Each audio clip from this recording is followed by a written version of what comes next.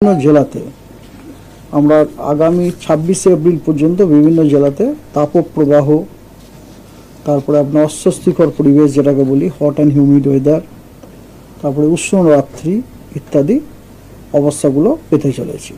প্রধানত পশ্চিমের যে জেলাগুলি বীরভূম, পশ্চিম বর্ধমান, পুরুলিয়া, বাঁকুড়া, ঝাড়গ্রাম, পশ্চিম মেদিনীপুর, এই জেলাগুলিতে বিক্ষিপ্তভাবে দু এক জায়গায় তাপপ্রবাহ হওয়ার সম্ভাবনা আছে।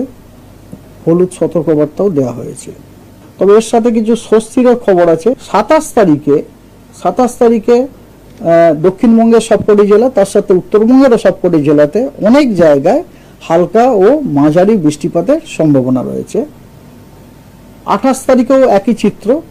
উত্তর এবং দক্ষিণবঙ্গের সবকটা জেলাতেই অনেক স্থানে হালকা মাঝারি বৃষ্টিপাত হওয়ার সম্ভাবনা আছে এবং 29 তারিখে পশ্চিমবঙ্গের সবকটি জেলাতেই কিছু কিছু জায়গায় হালকা মাঝারি বৃষ্টিপাত হওয়ার সম্ভাবনা রয়েছে।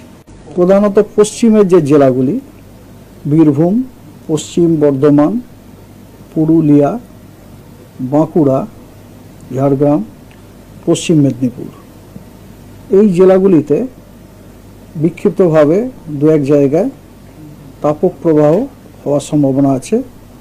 হলুদ সতর্কবার্তাও দেওয়া হয়েছে।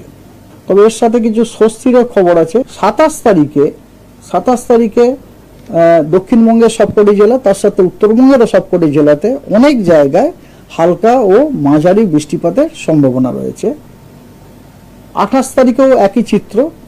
উত্তর এবং দক্ষিণবঙ্গের সবকটা জেলাতেই অনেক স্থানে হালকা মাঝারি বৃষ্টিপাত হওয়ার সম্ভাবনা আছে এবং 29 তারিখে পশ্চিমবঙ্গের সবকটি জেলাতেই কিছু কিছু জায়গায় হালকা মাঝারি বৃষ্টিপাত হওয়ার সম্ভাবনা রয়েছে।